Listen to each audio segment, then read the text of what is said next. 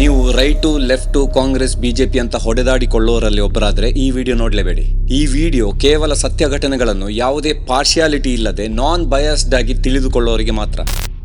2008ರಲ್ಲಿ ಗುಜರಾತ್ನ ಅಹಮದಾಬಾದ್ ಬಳಿಯ ಮೊಟೇರಾ ಎಂಬ ಆಶ್ರಮದ ಶಾಲೆಯಿಂದ 10 ವರ್ಷದ ದೀಪೇಶ್ ಹಾಗೂ 11 ವರ್ಷದ ಅಭಿಷೇಕ್ ವಘೇಲಾ ಎಂಬ ಮಕ್ಕಳು ಕಾಣೆಯಾಗ್ತಾರೆ. 3 ದಿನಗಳ ನಂತರ ಆ ಮಕ್ಕಳ ಕೊಳೆತ ಹಾಗೂ ಅರ್ಧ ಸುಟ್ಟ ಶವಗಳು 1 ಕಿಲೋಮೀಟರ್ ದೂರದಲ್ಲಿರೋ ಸಾಬರ್ಮತಿ ನದಿ ದಂಡೆಯಲ್ಲಿ ಸಿಗತ್ತೆ. ಶವ ಪರೀಕ್ಷೆ ವಿಷ ಕೊಡಲಾಗಿದೆ ಅಂತ ಸುಳಿವು ನೀಡಿತ್ತು ಹಾಗೂ ಮಾಟಮಂತ್ರದ ಅನುಮಾನಗಳು ಎದ್ದಿದ್ವು. ಹಲವರು ಆಶ್ರಮದಲ್ಲಿ ನಡೀತಾ ಇದ್ದ ದೌರ್ಜನ್ಯಗಳ ಬಗ್ಗೆ ಮಾತೆತ್ತಲು ಪ್ರಾರಂಭಿಸಿದ್ರು.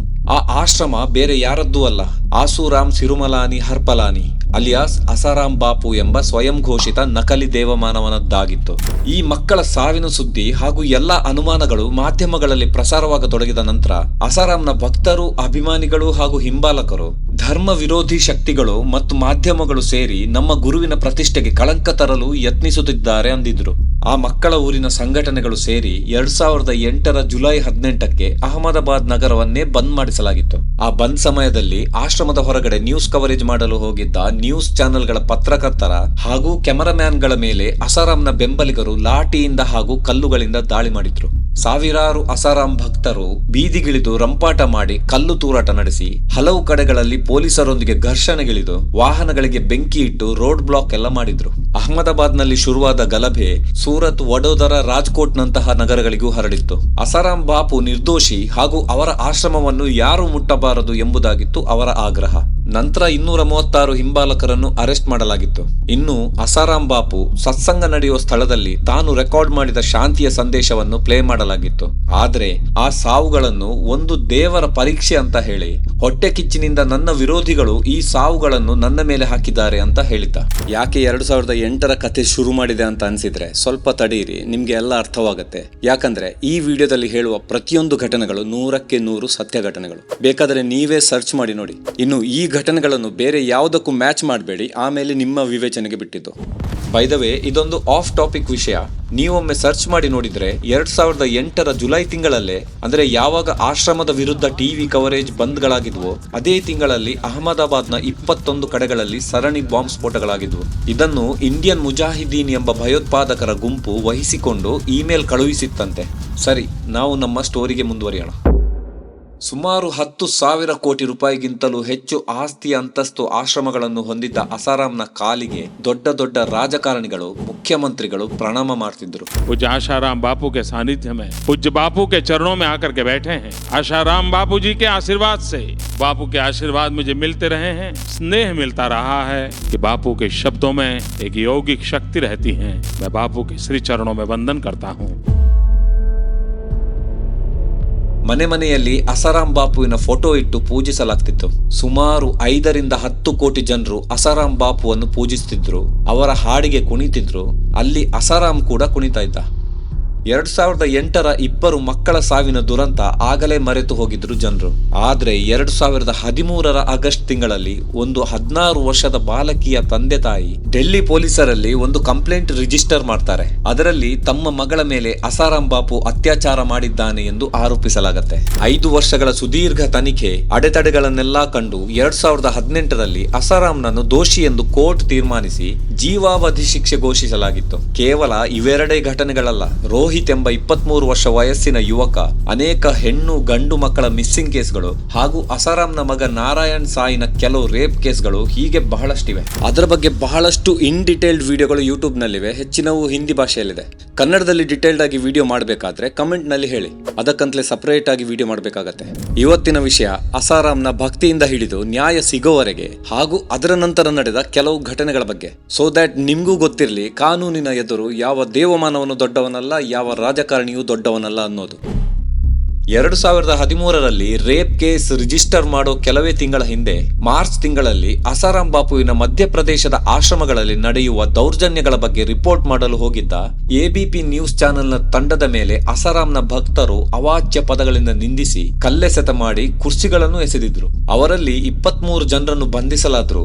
ನಂತರ ಅವರನ್ನೆಲ್ಲ ಬೇಲ್ ಕೊಟ್ಟು ಬಿಡಿಸಲಾಗಿತ್ತು. ಭಕ್ತರು ಆಮೇಲೆ ಹೇಳಿದ್ರು, ದೇವಮಾನವನ ವಿರೋಧಿಗಳು ಸುಳ್ಳುಗಳನ್ನು ಹೇಳಿ ಅವರ ಹೆಸರಿಗೆ ಕಳಂಕ ತರಲು ಪ್ರಯತ್ನಿಸಿರೋದ್ರಿಂದ ನಾವು ಸೆಲ್ಫ್ ಡಿಫೆನ್ಸ್ ಆಗಿ ಕ್ರಮ ಕೈಗೊಂಡಿದ್ದೇವೆ ಅಂತ. ಇನ್ನು ಅದೇ ವರ್ಷದ ಆಗಸ್ಟ್ ತಿಂಗಳಲ್ಲಿ ರೇಪ್ ಕಂಪ್ಲೇಂಟ್ ರಿಜಿಸ್ಟರ್ ಆಗಿದ್ರಿಂದ ಉತ್ತರ ಭಾರತದ ಹಲವು ರಾಜ್ಯಗಳಲ್ಲಿ ಅಸಾರಾಂನ ಭಕ್ತರು ಅಲ್ಲಲ್ಲಿ ಟಿವಿ ಪತ್ರಕರ್ತರ ಮೇಲೆ ಹಲ್ಲೆಗಳನ್ನು ಮಾಡಿದ್ರು. ರಾಜಸ್ಥಾನದ ಜೋಧ್ಪುರದಲ್ಲಿ 50ರಿಂದ 60 ಭಕ್ತರು ಸೇರಿ ಆಜ್ ತಕ್ ಚಾನೆಲ್ನ ತಂಡದ ಮೇಲೆ ಹಲ್ಲೆ ಮಾಡಿ ಕ್ಯಾಮೆರಾಗಳನ್ನು ಪುಡಿ ಮಾಡಿದ್ರು.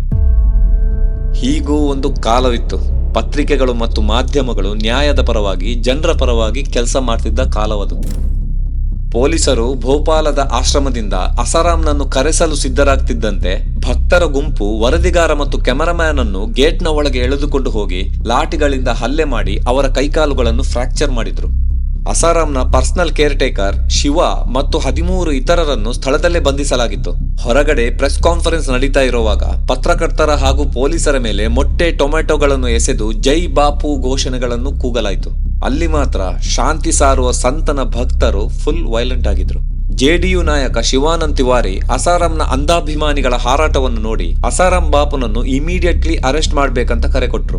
ಇನ್ನು ಕಾಂಗ್ರೆಸ್ ನಾಯಕ ದಿಗ್ವಿಜಯ ಸಿಂಗ್ ಈ ದಾಳಿಗಳನ್ನು ತೀವ್ರವಾಗಿ ಖಂಡಿಸಿ ಅಸಾರಾಂ ನಿರಪರಾಧಿಯಾಗಿದ್ರೆ ಪೊಲೀಸರನ್ನು ಯಾಕೆ ಎದುರಿಸೋದಿಲ್ಲ ಅಂತ ಪ್ರಶ್ನಿಸಿದ್ರು.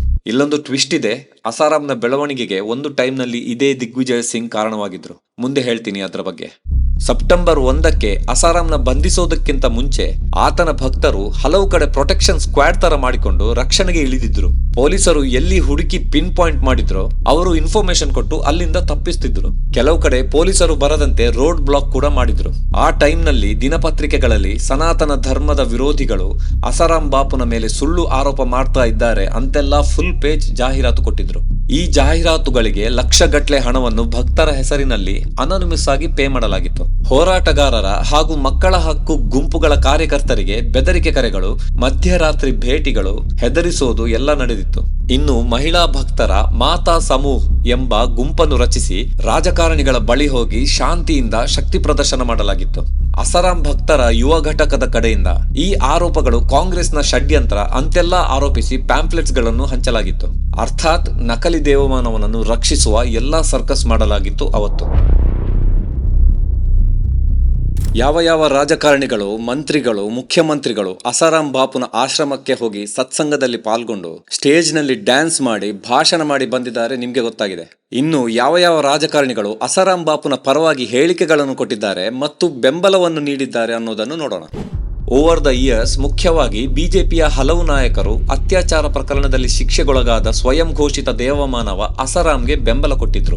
ಸಾರ್ವಜನಿಕವಾಗಿ ಅಸಾರಾಂ ನಿರ್ದೋಷಿ, ಒಬ್ಬ ಮುಗ್ಧ ಹಾಗೂ ಇದೊಂದು ರಾಜಕೀಯ ಷಡ್ಯಂತ್ರ ಅಂತೆಲ್ಲ ಹೇಳಿದ್ರು. ಬಿಜೆಪಿಯ ವರಿಷ್ಠ ನಾಯಕಿ ಉಮಾಭಾರತಿ ಆಗಸ್ಟ್ 2013ರಲ್ಲಿ ಅಸಾರಾಂ ಬಾಪು ಮುಗ್ಧ ಮತ್ತು ನಿರ್ದೋಷಿ ಅಂತ ಟ್ವೀಟ್ ಮಾಡಿ ಬಹಿರಂಗ ಬೆಂಬಲ ಸೂಚಿಸಿದ್ರು. ಇನ್ನೊಬ್ಬ ಹಿರಿಯ ಬಿಜೆಪಿ ನಾಯಕ ಪ್ರಭಾತ್ ಝಾ ಕೂಡ ಅಸಾರಾಂ ವಿರುದ್ಧ ಅತ್ಯಾಚಾರ ಆರೋಪಗಳನ್ನು ಕಾಂಗ್ರೆಸ್ನ ಷಡ್ಯಂತ್ರ ಅಂತ ಹೇಳಿದ್ರು. ಚುನಾವಣೆ ಹತ್ರವಾದಾಗ ಕಾಂಗ್ರೆಸ್ ನಿರಾಸೆಗೊಂಡು ಇಂತಹ ಷಡ್ಯಂತ್ರಗಳನ್ನು ರಚಿಸಿದೆ ಅಂತ ಬಹಿರಂಗ ಹೇಳಿಕೆ ಕೊಟ್ಟಿದ್ರು. ಮತ್ತೊಬ್ಬ ಹಿರಿಯ ಬಿಜೆಪಿ ನಾಯಕ ಸುಬ್ರಹ್ಮಣ್ಯಂ ಸ್ವಾಮಿ 2015ರಲ್ಲಿ ಅಸಾರಾಂನನ್ನು ಜೋಧ್ಪುರದ ಸೆಂಟ್ರಲ್ ಜೈಲ್ನಲ್ಲಿ ಭೇಟಿ ಮಾಡಿ ಅವನ ಕೇಸನ್ನು ಕೋರ್ಟ್ನಲ್ಲಿ ಫೈಟ್ ಮಾಡೋದಾಗಿ ಆಶ್ವಾಸನೆ ಕೊಟ್ಟಿದ್ರು. ಜಾಮೀನು ಅಸಾರಾಂನ ಮೂಲಭೂತ ಹಕ್ಕು ಹಾಗೂ ಅಸಾರಾಂ ಶೀಘ್ರದಲ್ಲೇ ಕೆಳ ನ್ಯಾಯಾಲಯದಲ್ಲಿ ಜಾಮೀನು ಅರ್ಜಿ ಸಲ್ಲಿಸಲಿದ್ದಾರೆ ಅಂದಿದ್ರು. ಇನ್ನು ಬಿಜೆಪಿ ಪಕ್ಷದ ಸ್ಥಾಪಕ ಸದಸ್ಯರಾದ ಹಾಗೂ 2013ರವರೆಗೆ ಬಿಜೆಪಿ ಪಕ್ಷದಲ್ಲಿದ್ದ ಹಿರಿಯ ವಕೀಲ ರಾಮ್ ಜೇಠ್ಮಲಾನಿ ಅಸಾರಾಂ ಪರವಾಗಿ ಮಾತನಾಡಿದ್ರು. ಜನರು ಒಬ್ಬನನ್ನು ತಪ್ಪಿತಸ್ಥನೆಂದು ನಂಬ್ತಾರೆ ಅನ್ನೋ ಕಾರಣಕ್ಕೆ ಆತನ ಪರವಾಗಿ ವಾದಿಸಲು ನಿರಾಕರಿಸುವ ವಕೀಲರು ಸ್ವತಃ ವಕೀಲ ವೃತ್ತಿಗೆ ಅವಮಾನ ಮಾಡಿದಂತೆ ಅಂದಿದ್ರು. ವಿಶ್ವ ಹಿಂದೂ ಪರಿಷತ್ ಹಾಗೂ ಬಜರಂಗ ದಳದಂತಹ ಸಂಘಟನೆಗಳು ಅಸಾರಾಂನನ್ನು ಬೆಂಬಲಿಸಿ ಪ್ರತಿಭಟನೆಗಳನ್ನು ನಡೆಸಿದ್ವು. ಅಸಾರಾಂನನ್ನು ಸುಳ್ಳಾಗಿ ಸಿಲುಕಿಸಲಾಗ್ತಿದೆ ಮತ್ತು ಮಾನಹಾನಿ ಮಾಡಲಾಗ್ತಿದೆ ಅಂತ ಹೇಳಿಕೆಗಳನ್ನು ಕೊಟ್ಟು ದೇಶ ವಿರೋಧಿ ಹಾಗೂ ಧರ್ಮ ವಿರೋಧಿ ಶಕ್ತಿಗಳು ಈ ಪ್ರಕರಣದ ಹಿಂದೆ ಇವೆ ಅಂತ ಆರೋಪಿಸಿದ್ರು.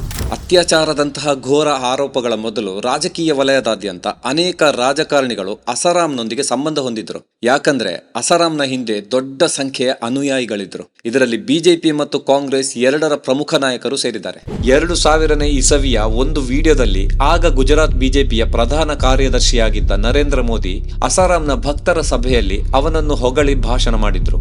ದಿಗ್ವಿಜಯ್ ಸಿಂಗ್, ಕಮಲ್ನಾಥ್ ಹಾಗೂ ಅಶೋಕ್ ಗೆಹ್ಲೋಟ್ ನಂತಹ ಹಿರಿಯ ಕಾಂಗ್ರೆಸ್ ನಾಯಕರು ಹಿಂದೆ ಅಸಾರಾಂನೊಂದಿಗೆ ಕಾಣಿಸಿಕೊಂಡಿದ್ರು. ನಂತರ ದಿಗ್ವಿಜಯ್ ಸಿಂಗ್ ಅಸಾರಾಂನ ಟ್ರಸ್ಟ್ಗೆ ಭೂಮಿ ಮಂಜೂರು ಮಾಡಿದ್ದು ಒಂದು ಮಿಸ್ಟೇಕ್ ಅಂತ ವಿಷಾದ ವ್ಯಕ್ತಪಡಿಸಿದ್ರು. ಇಷ್ಟೆಲ್ಲಾ ಸಂಬಂಧಗಳಿದ್ರು ಲೈಂಗಿಕ ದೌರ್ಜನ್ಯದ ಗಂಭೀರ ಆರೋಪಗಳು ಹೊರಬಿದ್ದ ನಂತರ ಹೆಚ್ಚಿನ ರಾಜಕೀಯ ಪಕ್ಷಗಳು ಹಾಗೂ ನಾಯಕರು ಅಸಾರಾಂನಿಂದ ದೂರ ಉಳಿದ್ರು. ಆಗಿನ ಗುಜರಾತ್ ಮುಖ್ಯಮಂತ್ರಿ ನರೇಂದ್ರ ಮೋದಿ ಅತ್ಯಾಚಾರ ಪ್ರಕರಣದಲ್ಲಿ ಅಸಾರಾಂನನ್ನು ಸಮರ್ಥಿಸಬೇಡಿ ಅಂತ ಬಿಜೆಪಿ ನಾಯಕರನ್ನು ಕೇಳಿಕೊಂಡಿದ್ರಂತ ವರದಿಯಾಗಿದೆ. ಅಸಾರಾಂನ ಕುಕೃತ್ಯಗಳ ಇಂಚಿಂಚು ಮಾಹಿತಿಗಳ ಬಗ್ಗೆ ಹೇಳಲೇ ಇಲ್ಲ. ನೋಡೋಣ, ಹೆಚ್ಚು ಕಮೆಂಟ್ಗಳು ಬಂದ್ರೆ ಖಂಡಿತ ಡೀಟೇಲ್ ವಿಡಿಯೋ ಮಾಡ್ತೇನೆ. ಕನ್ನಡದಲ್ಲಿ ಇಂತಹ ಇನ್ಫಾರ್ಮೇಟಿವ್ ವಿಡಿಯೋಗಳಿಗಾಗಿ ಜ್ಞಾನಿ ಚಾನಲ್ ಅನ್ನು ಸಬ್ಸ್ಕ್ರೈಬ್ ಮಾಡಿ. ಟೇಕ್ ಕೇರ್, ಬಾಯ್.